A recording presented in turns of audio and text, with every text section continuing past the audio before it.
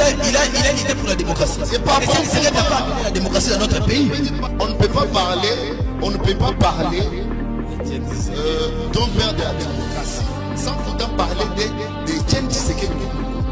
Les vrais pères de la démocratie. Président honoraire Joseph Kabila Bambaye.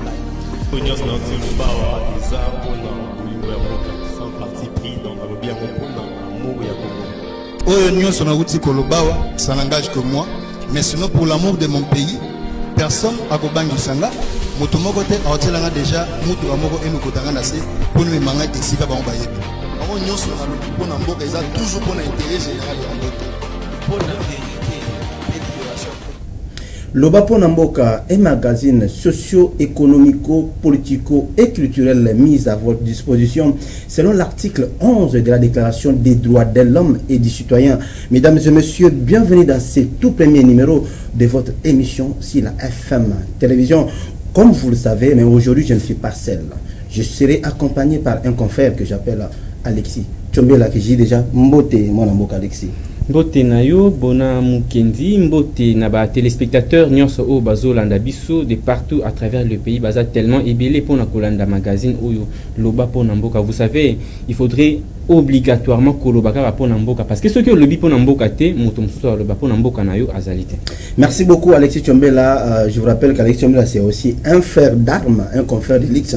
Yende Moutou tozali co-présenté avec lui ces plateaux spéciaux. C'est vraiment spécial parce que nous recevons pour la première fois ou pour la énième fois dans le Baponamboka, mais pour la première fois sur la FM Télévision, un entrepreneur, un analyste politique, un chef d'entreprise avec toute son équipe au bas accompagner les lots. Mais avant tout, j'aimerais vous rappeler que la déclaration qui a été dans la déclaration des principes signée le 19 juillet, samedi 19 juillet dernier à Doha, avait pour objectif de mettre fin aux hostilités et agiter les bases d'un accord de paix durable dans la partie est de la RDC. Et les deux parties, notamment le gouvernement congolais et les rebelles, se sont convenus de signer le 17 août prochain à Doha. Là, ils vont signer globalement cet accord proprement dit de paix. Alors, de l'autre côté, en Amérique, le président de la République, Félix Antoine Tshisekedi Tshilombo, et son homologue Paul Kagame sont entendus toujours à Washington. Ils seront reçus bien évidemment par le président américain Donald Trump. Ça, ce sont les deux points d'actualité, car aujourd'hui, nous allons parler sur le plan sécuritaire. Là, ce sont les deux points d'actualité que nous avons pris pour tout Tchayango, parce que notre invité est un expert en matière de sécurité. Rapidement, sans plus tarder, je vais dire bonjour au DG Junior Nalo. Bonjour, Papa Boni Mokendi. Bonjour, na balandinyo sur l'émission Loba Ponamboka. Totombele bino mukolo malamu poko ela mu place nyonso kozola dabiso. Biso Totonio Botondi ndenge au répondre à l'invitation à Biso, tout le monde nous a accompagné équipe Mobima. Alors, le lot, je vous rappelle que nous allons parler sur un sujet très pertinent. Il s'agit bien évidemment de la gestion de sécurité et son impact. Hein? Voilà,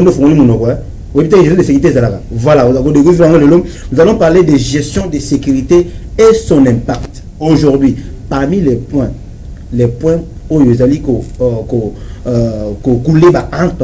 sur la toile, il y a aussi la question sécuritaire. Comme je l'ai dit, je l'ai annoncé tantôt, que mon invité est un spécialiste en matière de sécurité, ou il le DG de son entreprise. Je vais d'abord que le DG, on a le plus d'abord nous parler brièvement, dans une minute, de son entreprise JBC Security.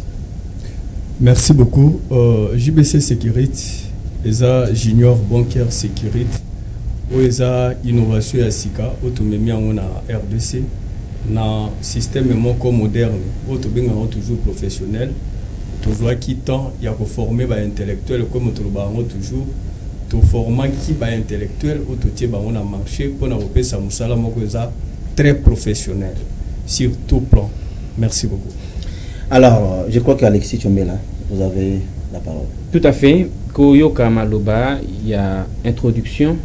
Il y a un PDG, c'est ça? PDG, DG. Très bien. Non, c'est pas un PDG. Ok. Alors, on met société en place partant d'un constat. Au moment que Bato Bazo chômé, Bazana Posa Moussala, Yango Créa qui société wana pona ozo batuna musala ou soit il y avait d'autres raisons oui pour ça qu'il n'est-ce pas il y a créer société wana. Merci beaucoup pour la question. Aspect à liboso eza comment na manière ou façon ba gardien babandaki ko souffrir na mboka na biso. Deuxième aspect ezalaki comment ils sont traités dans la société au bazar et puis dans la place au bazar affectée. Le plus grand problème est il y a qu'à découvrir est-ce que réellement ba agent ya sécurité ndenge to bengaka bazoye ba rôle na bango na ba place bazar ko affecté bango. Qu'est-ce que nous pouvons faire et que ba entrepreneur ba kolo ba société bazwa kimia quand azui service ya sécurité atie yango na société na ye ndenge nini akoki kozwa kimia. Voilà, ce sont des questions où influencer biso que to créer société ya gardinage auto créer. C'est pourquoi pour na corriger yango na utai ko yebisa bino que to bandaki na formation il faut kozwa ba expert na domaine sécuritaire ou ba ko former ba agent. To kende même plus loin kozwa ba étranger pour to zo expérience ya ba pays mususu. Comment ils sont en train de faire pour que mboka na bango ezala o ezalelo. C'est pourquoi tu adoptes le même système et c'est ce que nous avons fait que ba agent au besoin na auto format qui bango to former bango non seulement pour na ko protéger biloko ya batuna batu bango moko mais to kendaki ko former bango pe lisusu pour la gestion ya biloko ya ba entreprise nyonso ba ko aujourd'hui so en service to kendaki ko former bango lisusu pour na ko yeba ndenge nini loko la ville ya Kinshasa eza salité ni to ko sala pour que to rendre yango propre to kendaki ko former bango vi ba embouteillage na Congo nini to ko sala pour que circulation routière et les cana na ndenge ya kimia kinoa kenda musala na temps et puis azonga na temps. Voilà, ce sont des choses qui nous avaient beaucoup plus arrêté d'être concentrés pour la formation ya bandeko. Mais DG apparemment vous touchez presque na nyos. Oui. Parce que bino batuboza société à gardinage. Comment vous allez maintenant vous lancer na makambo etali peut-être ba immondice ba saleté na kati ya nzela pendant que bino boza wana pona ko sécuriser d'abord bato na ba biloko na bango. Ozo mona te que tango bozo longwa d'abord na aspect wana pour que botala comment ko éradiquer ba problème que ezali pour déranger biso ya ba immondice ya ba saleté ya ba déchets. C'est comme si boza la peut-être na maîtrise vraiment te ya kusala musala oyo bobengami pona kosala na kati ya société. Merci beaucoup. Omoni na bamboka msusu bato ba veakasi salubrité ya mboka babenga ngo policier ya ba policier donc les juste ba policier ya salubrité. C'est-à-dire mosala ya sécurité ba ebisi biso ke eza mutu o azozo contrôle ya nyonso. C'est-à-dire pour protéger eloko bien il faut yeba tout autour na yango soki passage ekozala bien. Donc sécurité kozala te na Congo que tous protéger bateau wana ba salité za partout wana maboule za partout donc au moment que bateau ba la difficulté même yo mo moto sécurité pour les coco mosa l'intervention plus vite. C'est pourquoi on était obligé à étudier et puis qu'on lancer bango na ba domaine wana nyonso. Rien n'est en dehors il y a sécurité na makambo nyonso to utukoloba. Donc pour salité moto boa ka salité te na nzela il faut ayeba que soki na boaki bato sécurité ba ko récupérer nga nde omoni ya boa ka lisusu te. Mais ce qui te tiki kaka que non bon bateau ba logotara salité ba le kato okuta salité partout. C'est pourquoi il faut qu'on former bateau ba ko zala ba expert na domaine ko yeba que non nini to ko sala pour salité ezala lisusuté. Donc c'est ça qu'on a toujours demandé na gouverneur à ville à Kinshasa lokola toza ce qui a l'ingapé sa biso expérience wana dans 3 mois tu auras 1 mois de sensibilisation 2 mois ici to komona lisusu ata chasser mo retenanza. Voilà, avant de quels sont les critères déjà où vous mettez en place pour recruter dans la société? Est-ce que ça a animé d'une bonne volonté à l'objet que Nazana pour s'engager dans la société à gardinage ou soit il y a un nombre de critères, s'il y en a, lesquels? Ok, JBC Sécurité et la société à gardinage T autre que toujours diminuer tout à Kuluna. Non. Que tous les Kuluna to comme ça bango ba agent à sécurité. Wana vraiment et pas na biso ezabongote. Biso tozo ba intellectuel. Si c'est le premier point que je peux dire. bato oyo batangi moi muki parce que mon salaire sécurité et c'est un rapport à chaque heure. Il faut produire des rapports. C'est-à-dire il y a des rapports journaliers. Oh, il faut monter ça. Ceux qui montent à tangate à cause de la difficulté à repérer sa rapport. Ça c'est le premier aspect. Deuxième aspect, ESA, comme tout le baron toujours, état physique. Ok? Donc il faut état physique qui n'est à la normale.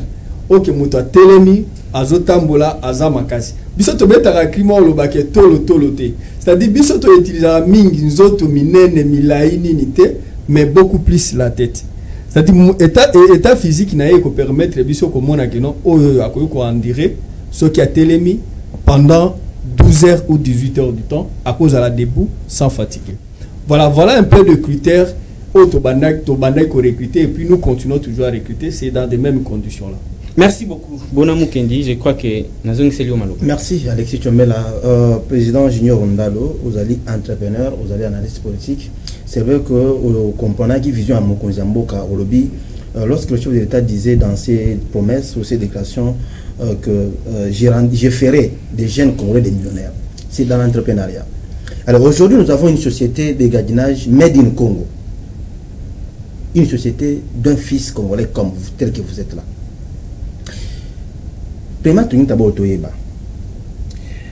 Ça fait combien de temps que JBC Security existait? Et aussi, les initiatives, vous travaillez en collaboration, vous avez le soutien du gouvernement, toi vous allez dit qu'on travaille Yomoko en tant que société avec tes partenaires. Merci beaucoup. Je pense que nous avons dévoilé le secret dans la Ndenge Akati. Nous avons soutenir beaucoup plus la valeur et bateau qui est soutenir en public. Mokonziamboka, son excellence, monsieur le président de la République, Fatih Betondenge Nabengaka, Koyo Kaye na discours à Liboso et influença qui a déjà. Que nini toko ko sala et puis alobaka que montura ko sala on a quoi azali. Donc j'étais obligé à koluka nini na ko sala pour soutenir Mokonziamboka. C'est pourquoi nazwaki na bandi kotala parce que to bandaki na ba initiative na makamususu. Mais tu se rendre compte que na ba autres ont créé ils ont réunir ba congolais et belete. Tu seras obligé à kolukelo au moins ko 5 sabato belé. C'est comme tu endé to ko mema JBC Security. Vous verrez que na JBC Security na première promotion auto salaki on avait 1522 candidats tous ce sont des intellectuels. Ah bon? Donc bato ana parmi bato auto qui promotion c'est l'année ils allaient qui en 2024. Ok. Non, dans c'est-à-dire que tous la société moderne et yé na makambo ya sika et zappé na mupepe ya sika. C'est-à-dire que vous mettez la noté, mais bato ba kan ça te vous mettez trop ça par rapport il y a bamusala ou tout ça. Parce qu'il y a des travaux que nous faisons ça gratuitement. Oui. Et il y a des travaux que tous ça y a pour côté luka ndengeni toko futa bande. En parlant d'une société moderne ndengo tcholoba. Vous faites allusion à quoi exactement? Il y a plusieurs sociétés de sécurité où ils ont coexisté. Alors, JBC Sécurité, finalement, ils ont champ de bataille. Parce que, on a la société de gardiennage. Il y a plusieurs services à l'intérieur. Alors, c'est quoi exactement les objectifs plutôt poursuivis par JBC Sécurité? Plutôt champ de bataille où il y a JBC Sécurité, on a focalisé dans tel domaine. Ok, merci beaucoup. Na un exemple pour la différence entre la société à gardiennage et la JBC Sécurité. Je prends l'exemple, il y a sécurité de gestion. C'est-à-dire que Monto, à Zubiso par exemple, à un magasin, à Zubiso Potokeng, il est là, magasin. Je ne pense pas que Zapotokeng est la Libanda magasin, Tona Tomo Nakabatune Baokota, non. Il faut tout souligner, est-ce que les recettes aux salles mawana, ils ont salé bien. C'est pourquoi biso spécialité na biso na koto aneza que ce que tie biso par exemple na magasin ou na ba alimentation mokobo. To kozala na porte te poto kataka ba papier ya ba facture. Non, nous serons là pour vérifier ba facture ba client bazo bimanango et puis toza na facilité ya kopesa yo patron chiffre exact ya vente ya journée. Voilà, c'est ce qui fait un peu une grande différence entre biso na ba société mususu. Na ke totel mawana kaka pona ba facture total la papier couleur à facture to kata biso to kosuka wana te to ko enregistrer ba facture nyonso et puis to vérifier chasser au client zo bimana aussi réellement biloko eza na kati ya chasser yango wana eza na kati ya facture. Est-ce que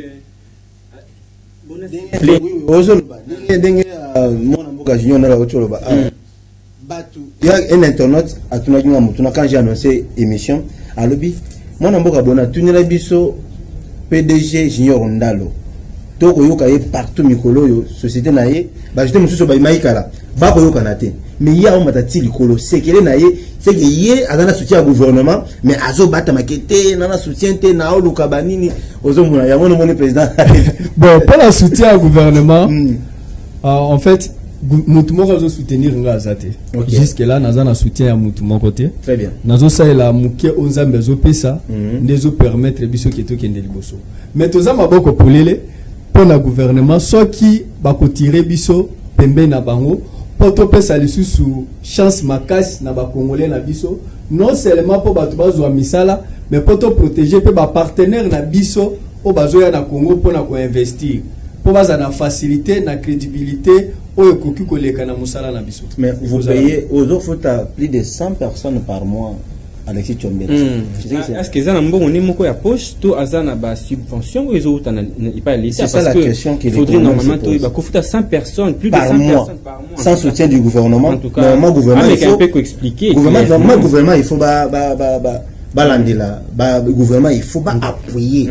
Mon amour gâché on a l'eau. Vraiment, je pense qu'ils ont un peu émotionné pour la passion au biso tozanango qui aux 8 bateaux au formé bango depuis la formation ils ont étudié à mon côté. Je pense que bazawana ou a fouta 1000 francs ou 2000 francs azate. Formation d'abord au bandu en formation était gratuite. Et après la formation, c'est-à-dire que biso monto a été obligé à fouta ba professeur bazo au ça. C'était d'abord bonne volonté au biso tozaki nango depuis le début. Mais toza senga toujours gouvernement pour ce gouvernement soutenir biso et que ça encore plus mieux pour ba force tozo ça et lango et ça ba force ya ba commerce ya miki tozo ça donc toza na source moko ya gouvernement te qui soutenir biso boye ezate donc tozo c'est la mokie onzambe zo pesa biso donc tozo senga na gouvernement congolais toza maboko polele pour na koya ko associer initiative oyo pour que ndeli biso pour na ngamo na sentir ngo kilo n'a formé plus de 1500 intellectuels. Mais nous avons 500 pour la futakaba. Vous voyez que ça pèse. Pour nous, lobaki na sango nenge tozo mata ezanini. Société à liboso kaka ceux qui obengi biso. Niamo zana camarade te. Pour ceux qui toye système ya mosala kaka tokosala epa na yo, okobetela moninga lisolo, yepe akoyo kaka posa po abenga biso. C'est ça notre stratégie. C'est-à-dire entrepreneur nyos au hasard dans la société naïe alingi ayeba éclaircissement. Là je vais vous dire une chose peut-être que c'est ça. Na ba entreprise nyos tokomaka. Tozalaka na problème ya liboso tozwaka eza na ba travailleur au basala kana société wana na gérant ce kazalaki na ba foger. Parce que biso so toye to arretaka. Ba mouvement nyos suspect o ekokai kozala et katalaka. C'est pourquoi nous avons un conflit ming pour vous dire vrai. Naza devant télé, je dis ce que je sais. Nous avons un conflit ming exemple na bateau ba banda dia ko bimisa ba biloko na banenga kopi bani tout ça. Ce qui te yeba meki ba moni kezo simbate conflit bandi. Donc c'est un peu ça. Des autres influencer biso que oyo bengi to pesi ba to temps oyo bengi a pesi autant et puis to za toujours maboko polele nazo senga na ba entrepreneur nyonso o bazwami na RDC partout au Bozali pour payer sa biso confiance tout ça il a nous musala ya bien.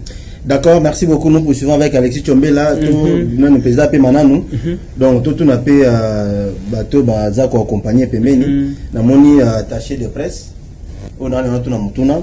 OK. Mon amoka opesa comme na yo pour ba imboka balanda yo aux alliés attachés de presse à JBC Security. Quelle est votre stratégie? Nous avons ça pour gagner ces marchés parce que nous avons l'élément à couverture sécuritaire, na ba conseil, il y a JBM Piana, na ba Moussous. Na mon JBC Sécurité était bien là représenté. Alors, stratégie, yo étant attaché de presse, quelle est votre stratégie pour nous gagner ba marché ou en appétence?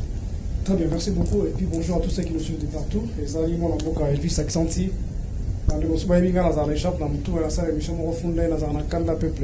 La difficulté peuple, c'est ce que nous représentons. Quand on a l'image, on a tous en a JBC. Oui, merci beaucoup. JBC, c'est un PDG de Kourouba. Ils ont amélioré les conditions de vie à peuple. Parce que nous sommes appelle ça un mode de travail qui le peuple d'abord. Malgré que nous sommes vraiment mais JBC n'a pas qu'est-ce qu'on peut faire, comment le faire, et puis pour satisfaire le peuple. La charge d'Abisso, il y a travailler dans JBC et Longo. De l'autre côté, JBC, même la FMTV, tous les autres monde dans le site, dans la plateforme en ligne, les hommes sont sur tout ça. Parce que nous devons imposer la marque, tout communiquer sur tout et partout. Pour atteindre les plus derniers consommateurs et produire nos services dans Abisso. Très bien. Dans les visuels, dans les activités, on est là présent. Je pense qu'il va y a un régime, on a lancé beaucoup de on est en train d'activité dans l'ango, tout le lancer le bilan prochainement. Effectivement, mais déjà on peut faire une introduction tout le monde WMC comme on a là tout WMC en mettre exactement. Tout on va dire quand JBC Security vraiment on a activité minene JBC Security ça on a pour gérer nos tourna qui mo konzilanga te kaka pour le gardiennage tendenge de Kolobaki tout ça on a nyonso parce que la sécurité inclut presque tout. Quand on vous sécurise, on sécurise papa bona, c'est que faut total la périmètre na 4 carrés na ni les sanitaires que danger zali courant zali et là on les zali pembeni tout ça faut gérer nyonso wana. Na ngo to posakana gestion en sécurité to tukolobela. Des patrons bien que ba gérant bazan ba gérant mabe mingi au moins la gérant peut ça solde moko qui 1000 à jour à teki 1 million maintenant ça teki 2 millions mais quand nous sommes là avec JBC tout ça la stratégie to cause la observation et mon ta éviter les patrons peuvent être informés toujours avant avoir information même avant au bon va payer ça maintenant quand ils comparent des créa des fois va débat ah bateau a même contenté la corruption va s'imbattre nous notre cher les a ko imposer marque à JBC surtout et dans tous les supports. Nous sommes dans tous les supports de communication, de plateformes en ligne, réseaux sociaux et autres. Dans le visuel, t-shirt, képi, bâche, tout ce que nous sommes en train de faire pour nous accompagner les gens du JBC. Nous sommes toujours là présents lorsqu'il y a même des événements. Nous couvrons, nous sécurisons même les grands événements. Donc, récemment, il y a un concert RGB dans un site quelque part vers l'Ancélé. Vous avez confiance à la sécurité. Nous avons été là. Je pense qu'au moins, on a même la porte, au moins, ceux qui sont la régie, ils ont même la basi. Parce que la JBC a des critères pour la basi. On a maman moi gérer qu'on a la porte à enregistrer des sécurités de gestion d'ambition, gestion de sécurité. Parce qu'on doit contrôler en même temps tout ce qui se passe. On a un rapport à côté sécurité. Toujours après qu'on a eu autant de visiteurs pendant le concert, on a eu autant de billets vendus, on a eu autant de s'il y avait des personnalités, on avait autant. Nous sommes en train de JBC Security, autour de sa identité particulière dans Katamboka Congo. Merci beaucoup mon amboka Funda. Bateau Baïbi Funda te il a Yusra. Très bien. Funda il est à 17h nous serons. Donc voilà, Funda, merci beaucoup de nous avoir honoré sur ce plateau. Alex Yomila, vous avez la parole. Tous à la on a chargé à communication. Il y a société. Apparemment vous avez tendance il y a lingako se faire valoir trop que binonde bozana professionnalisme ba société nous il y a gardiennage ba bazana ba faille. Est-ce que pouvez-vous nous dire de manière concrète c'est quoi votre particularité ou les autres différencier bino na ba société nous souci à gardiennage? Merci. C'est là na ba c'est le deuxième question balamment comme ça na tiki longonga au répondre. Apparemment société à gardiennage de façon générale ezo kende un peu presque dans le même sens na musala ya la police parce que ba policier rôle na bango ils a ko sécuriser peuple na ba bien na bango société à gardiennage p ezo sala même travail. C'est comme s'il y a une confusion qu'on a dans le cas, mais un peu qu'on apporter l'éclairage pour Nabato Bazolanda Biso. Merci beaucoup. Ce que nous avons la question de l'auto, nous avons particularité Nabino, la meilleure femme du monde, c'est notre femme. La meilleure maman du monde, c'est notre maman. La meilleure maison, c'est la maison de nous, comme on le dit, notre maison. C'est-à-dire, la rose, on a été comme ça, so mon même mettre le bela to tangi na biso batum sauter mais ça pour quelle institution non biso to sala biso to sala to moni to tanga ta kututé biso to sala ramsa na biso musa na biso ndeko pesa biso résultat au batu ba sentinelle to tuni mutu na la c'est que remarquer biso to s'imposer c'est d'abord ça l'outil de toute entreprise JBC na kokisi na été mais déjà dans peu de temps JBC on en parle na Congo et même ailleurs pour le moment nous sommes jusqu'à Dubaï sans chercher on nous cherche c'est-à-dire on s'impose tout en s'imposant tout n'a coûté tout qui est là et sur quelle institution gère biso na mboka JBC za le classé 3e na 3e position ils ont géré ba travailler très bien ils ont fouta très bien ils ont entretenir ba gens très bien parce que pas na biso mon candidat biso mo so ka biso noté a otaka mo agent azana kanda ba gens ndenge ba souffraka alors il faut améliorer ba conditions Et pendant biso agent soit habillé à l'hôpital dans un traitement avant tout il fait agent un soutien total. Agent soit il moindre agent a suivi. D'abord c'est la personne la mieux sécurisée pendant biso la JBC sécurité. Nous sommes tous ça qu'on a valeur liboso et abatunyo c'est des agents. Auto ben agent même pas PDG mon agent donc ce agent 5 heures au bengue 5 heures 2 minutes face à l'effort comme. Et puis deuxièmement ils ont client bazo perception confiance. Je pense que moi particularité sa manière de faire na biso tous ceux qui s'imposer dans l'expérience sur tous en haut ya babisika tous les cas qui bisika tous ala qui tous ceux qui revoir puis ko améliorer na ba point voilà. La deuxième question na loba ki kambu itali ceux qui na bossa rôle na bino bozo jouer parce que ils a même rôle où ils jouer dans la police. D'abord faut ba que agent peut nenga on agent en gardiennage aza en même temps montant dans la formation au militaire. Paramilitaire à ça la carrière à ça la cagnon on a parce que tant on a appelé à sécuriser pour gérer mon faut pas se défendre de un faut pas tactique sous militaire tant comme sous ça serait important dans une autre situation donc police à ça pour battre la population là bien aller agent gardiennage pas ça pour battre la population là bien mais dans la moins différence c'est la faisabilité monter OK police à ça on a à vendre alors il y en a yoté à moins qu'on s'en détachement bon ndenge mo pe na garder mais sûr mais agent ya biso wana a aussi bané mundo quitter police a cause na mundoki par exemple mais abiso ça na ba manière na ba technique o ya ko ça la plus que mundoki a cause ça ba tâche policier pas bon quand on va même dans ba activité na biso dans la carte ya formation ba gens na biso to ça la police de salubrité c'est rare au monde la police na mbo ça solo amoni salubrité mais là pas ça on la tient la poubelle OK mais biso JBC partout to vendre to 4 mètres na biso ya périmètre to zali wana faut ça d'abord assainir faut ça la sécuriser totalement moi ba tâche wana ezoka pour la biso moi mon kira la police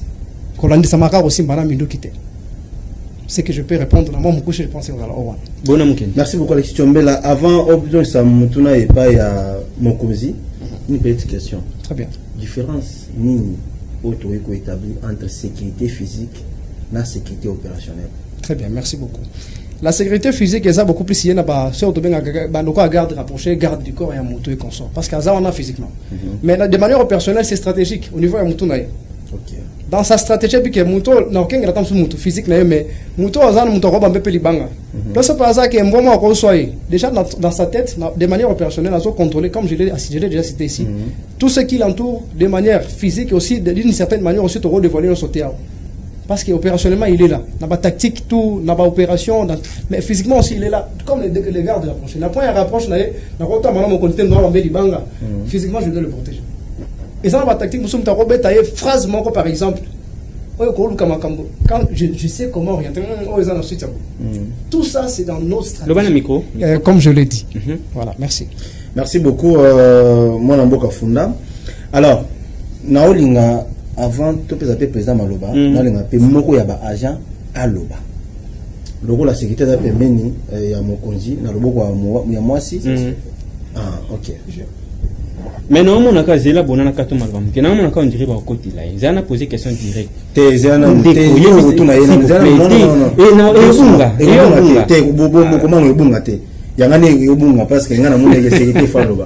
bien. C'est-à-dire que le président parle très bien. Nous avons chargé la communication. Les gens qui nous suivent à la maison vont capter le message. C'est ça l'important. Alors, nous voulons aussi battre au chef à gérer. Et aussi doivent dire, et bon, ceux qui ne savent pas ça. Alors, moi, on a Tonika ou à TV. Il y a beaucoup de gens. Donc, JBC Security, ils ont les solos à Moka.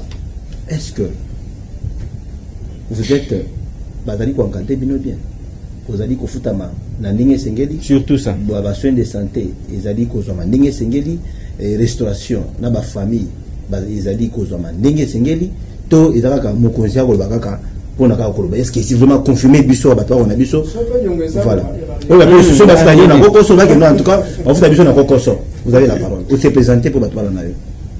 OK, merci beaucoup. Na bengami na kombo ya Lukunzi Merveille Delphin. Oui. Naza parmi cadre de la société. Comme inspecteur général de la société JBC Security. Ah, mon inspecteur général des finances. Non, conseil des finances. Ok. Inspecteur, allez-y. Ok, allez-y. Ok. Bon, la vision au administrateur directeur général de la société Azanamo. Tous accompagnés jusqu'au but. Bon. concernant Moutouna Nao, vraiment, ils ont flatté, ils ont Tozoloba, Bosolo, Azam Amzela, Awasalamusa. Ko foot à Bajan, vraiment, Azo foot. Et n'a eu même Koloba que Azam a nyonga Ajan Mogot. Combien de mois va foutre Binote? Yebi Sangal Kambo, Lubaki avant côté en plateau. Combien de mois on va foutre yote? Non. Bisonyoso, Tozo Futama, Moutouma côté, ADG, Azan Nyongona. Mais ça, il nous faut lancer na Bamoussou sur les jeunes de Bino. Moussou sur les jeunes de GBC Sécurité. Mais pas hésiter à ce temps que Kasikoyo, même pas des ans, qu'on a tout ça. Donc, yo, au coup, c'est bon. On va la descompte parce que le temps était parti. Bon, merci beaucoup. Mako, ça va que tous les sociétés bien organisées et formées. Ceux qui bakoya, ils ont m'abêté, tous ont ouvert, tous ont babango, mais le principe c'est que va se soumettre à la discipline de la société. Quand yo inspecteur général né bazala omoni déjà payé salaire yo zo kati pays sous yo za le wana. Bon, merci to katarate et d'ailleurs tous a hiérarchie, nga pété mon afutara. Na futarate tous a na comptable Bazali, bateau va charger à refuta. Juste Nazar n'a pas de contrôle. Très bien. Merci beaucoup Alexis, rapidement. On est co-inspecteur Yebisa Bisoka. Non, tout n'a pas montanté. Mais Yebisa Bisoka, salaire en Zaka, il y a 2 chiffres, tu as chiffre manko. N'a tout ni montanté. Ce Zaka, chiffre manko lobby. Ce Zaka, 2 chiffres lobby. Ce Zaka, il y a 3 chiffres lobby. Question est difficile. Bon, c'est qu'il l'examen. Il faut t'amener. Mais moi, je t'en ai 2 ou 3 chiffres. Ah, 3 chiffres. Ah, ok. On a police quand même. 3 chiffres. Agent de sécurité. Agent de sécurité. 3 chiffres. S'il vous plaît, à tout le monde, malimbe. N'importe qui va téléspectateur va comme vraiment motivé, va n'y pas place. Ça les a combien de chiffres? Ils ont 3 chiffres. C'est quand même quelque chose à encourager. Vous qui êtes à la maison, vous êtes à Maboko, donc sécurité, sécurité, 3 chiffres. Alors, nous poursuivons, nous sommes déjà presque à la fin. Mais toi, tu as deuxième partie, M. Poto Silissa. Alors, la question revient au président du directeur général. Je crois qu'on va finir la partie sécurité, peut-être des questions d'actualité.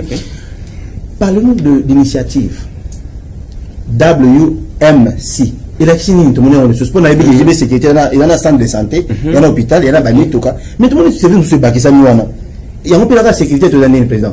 Dis-moi le président Oloba et puis nani Ndeko Nabiso Funa va compléter le président. Merci beaucoup. Je pense que Bolandi biso bien. JBC Sécurité et la société est pour la retombola mboka et pour la ozong samboka simate. Toza bato auto soutenaka mingi valeur bato pe o baza na vision o bakoki komona mpona soutenir Congo baza na obligation ya ko approcher biso. JBC Sécurité à présent tolobaki yango ke soki na Dubai okuta biso tozali soki oke na Chine okuta biso toza. JBC Sécurité ezo sécuriser bato na biloko na na souci wana il y a eu des besoins, il y a bateau où ils allaient toujours présenter. Entre autres, na Congo, tous en a difficulté. Il y a Kosom Babilo ko libanda ya mboka. Je donne l'exemple, il y a Dubaï. Au cause de la Awa, aux en a posé l'eau na Dubaï. Au cause de la posé la voiture, au cause de la posé na biloko, ba conteneur, tout ça. Mais aux en a difficulté, au ba place inélité, au koki, kosa la po ke biloko ne. Pour l'agence de voyage, peut escroquer comment ébeler. C'est pourquoi JBC Sécurité et Memi WMC où ils ont en collaboration na ba grande société locola Cargo Service LC de façon que tous à la facilité ya ko meme la congolais biloko na temps réel. En dehors de ça, tobaki si eloko moko plus spécial pour na repérer sa crédibilité na WMC, c'est-à-dire que tu tiens même un transfert de fonds. Ce qui tu insistes à mí pour un transfert de fonds parce que c'est là comment ils allaient direct na ba seconde. C'est-à-dire papa Bonimbo Kendi atiki mbongo awa na Congo, moto faut na Chine. Je pense que ça n'est qu'à 30 minutes que moto na a servi te que ça facilement oye ba que no a société les a ba escroc. Donc tous ça là va transférer à fond Kinshasa, Dubaï, na Chine, ceux qui ont besoin de oleki na bureau na biso sali commande, soit toza na ba possibilité ebele. To koki ko accompagner yo na ba achat. C'est-à-dire place yo mesana ka kosomba biloko na Chine, to na Dubaï, to na Congo. Tinda biso to kokende to kosombela yo, to ko emballer en bien. Toza na ba emballage moko professionnel. Donc to ke même to comme na niveau ya ba emballage professionnel pour to simplifier makambo. Toza ko importer tout pour ne pas commencer à citer babilo ba particularité na biso nyonso o esengi to kosala to koya nango. Il y a deux façons.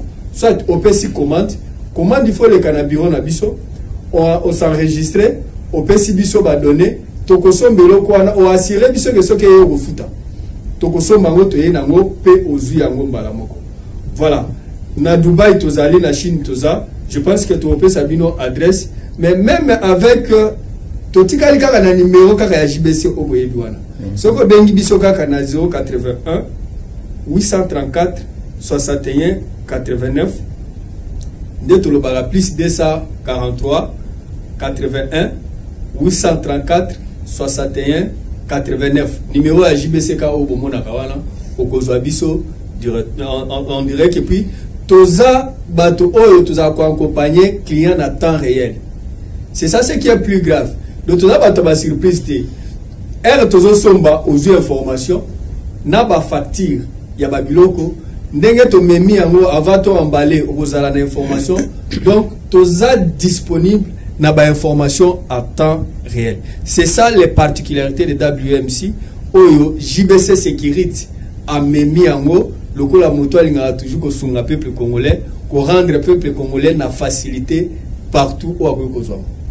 Merci beaucoup président Alexis Mbela. Mais est-ce que président ceux qui motoza na activité na azo organisé par exemple tout le monde ba production ya ba concert ya ba artiste motoza peut-être na posa ya que a organiser cérémonie moko lokola fête par exemple et qui a contacté Bino, vous êtes sûr que ba prix na Bino zaka abordable to ou même na ba prix moko ya likolo et ça là qui batu ba éviter même ko associer Bino na ba activité na bango.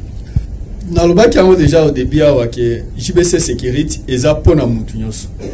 C'est-à-dire to ko za la munte ma munene te po tozo lukambongo moko bopo non biso to na posa ndé otombola batu.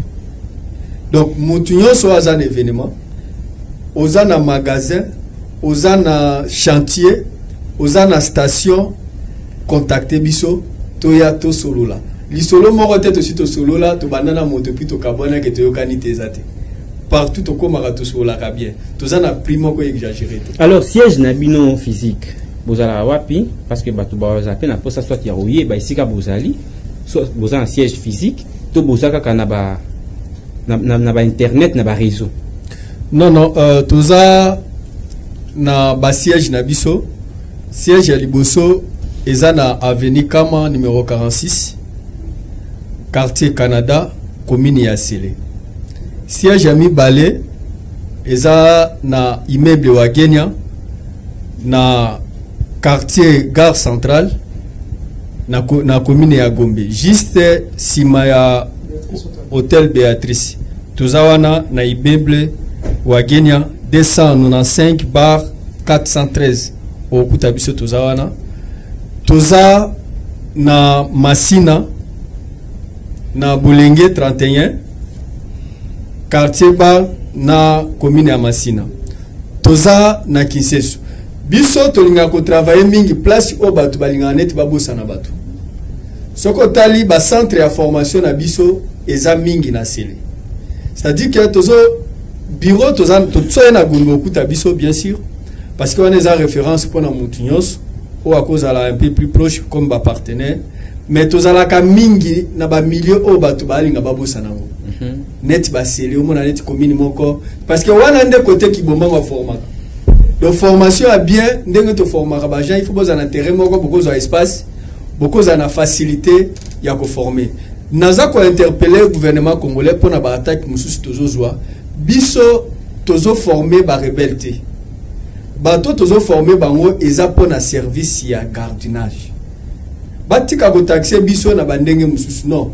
service ya gardiennage eza paramilitaire comme bandeko balobaki toza na obligation ya ko former bandeko po basala musala na bango bien tokoki ko banda te ka to recruter po bato belé tozo ba uta na bateni na ba société mususu toza na confiance ya bongo te il faut ya atangela yango classe parce que toza na ba cours toza au moins na 13 modules donc oyo nyonso policier azwaka pona ko informer biso toza la former sauf mundoki ndeto yekola ka moté mais oyo nyonso etikali pona sécurité na mboka bata nyonso toza obligé to pesa bandeko botika biso kimia to former congolais oyo azui diplôme na ye ayi ba place ya kokenda te azui licence na ye doctorat na ye azui ba place ya kokenda te aye na JBC sécurité toza obligé à uzwa temps ya ko former toza ba criminalité na profiter na la ce message na bandeko o ba menacer biso na Lubumbashi que biso toza société o toza bien assis toza groupe moko te to former bato bino bokanisa non c'est pourquoi au moins na Lubumbashi tozo sala en public parce que monto azo former ba criminel akoya na milieu public te na pembeni na presse tout ça azo former bango non tozo sala bongo po mona ke tozo sala loko eza pour l'intérêt ya mboka na biso totika bandeko bazala kimia bakosunga toujours mboka na biso. Merci beaucoup mon Mboka Junior Ndalo, nous sommes pratiquement à la fin de notre émission. Alors, puisqu'on parle de la sécurité, et puis vous êtes taxé d'une personne qui forme les rebelles, nous venons de suivre l'accord, la déclaration des principes qui a été signée le 19 juillet à Doha entre le gouvernement de la République et les rebelles du M23 AFC. C'est cette question que nous allons clôturer cette émission. Point de vue, nous étant experts en matière de sécurité. Merci beaucoup. Mokonzi Mboka, président de la République, totondi obotondi pona ba effort nyo sosali ya ko dévoiler et que toye ba ennemi à Congo ya solo qui ezala ki Rwanda. Là je suis direct et je vous dis de la vérité. To féliciter yo. Mokonzi Mboka lobela ki biso lobi et kozala passe soki aresi na manana ete eza soki bitumba est silité. Oyebi ke po bitumba esila eza na ba style ebele toko silisa bitumba. Soit na mandoki, soit na ba diplomatie. Azalaki na kanda adinaki même a déclaré guerre, mais azongi kotala ke bato bakoko kufeza ba congolais. Fati lokola congolais ya solo aboyi makambo ya mundoki. Azongi na souci ya Congo alobi to vanda to solola. C'est pourquoi andimi kosangisa bato nyonso o bazobundisa Congo po bavanda basolola po mboka na biso ezala na kimia. Souci na biso ezake partie est ezala na kimia. Mais eloko tozo lancer zanine parce que toyebi ndenge ba négociation nyonso ya Congo ki na rapé sukaka. Président de la République na respect nyonso nazana ngo envers yo eloko na bosenga ezake il faut kozala mayele na ba négociation oyo ko sala ngo na bato o basi basopi makila peuple congolais ebele to ndimite ke ba kozala na souci total na Congo po ekende liboso ndenge ozokanisa na répartition ya ba poste po na yebi ke bo chite toujours wana ba corps yonso esuka kaka yo kozwa nini yo kozwa nini il faut kotala ministère nini okoki ko céder yango pour oteka lisusu mboka te pour ezala ba ministère misusu net ya sécurité soki okotisi ba infiltrer na kati yeba ke muntu akoyaka na sima na yo tokozonga la même situation. C'est ça une interpellation qui nazo senga na mokonzi ya mboka que na clé de répartition ya ba pouvoir keba na ba poste clé et stratégique ya mboka na biso so baza besoin ya mbongo net ba bomi ba tebele luka ba poste oko pesa bango mais oza na stratégie ya mboka président de la République Fatih Beton na biso vraiment il faut za la maille. Merci beaucoup président Junior Ndalo, merci l'équipe de Mobima. Allez si tu mets là nous sommes à la fin, tu as une seconde, quelque chose à ajouter? Non, en tout cas je pense que pour l'instant il n'y a pas quelque chose à ajouter, seulement na tondi bango botondi na ndenge baye ba répondre na mituna oyo to zalaki nango pona bango.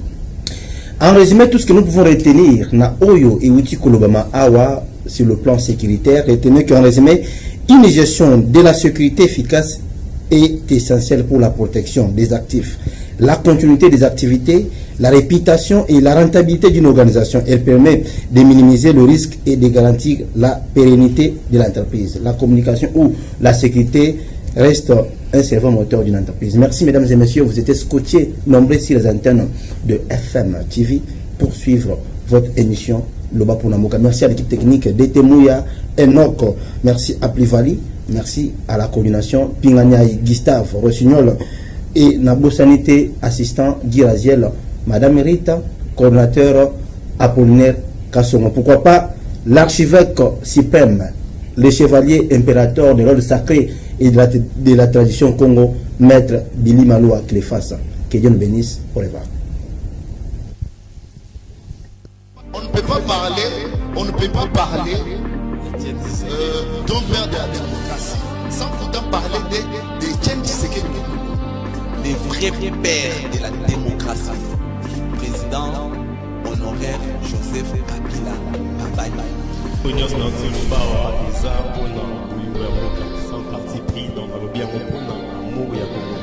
Oyo nyonso na wuti kolobawa, ça n'engage que moi, mais sinon pour l'amour de mon pays, personne akobangisa. Moto moko te aotelanga déjà moto moko eno kotanga na se pour nous manga esika ba mbaye. Bango nyonso na lobi pona mboka eza toujours pona intérêt général ya mboka. Pour la vérité.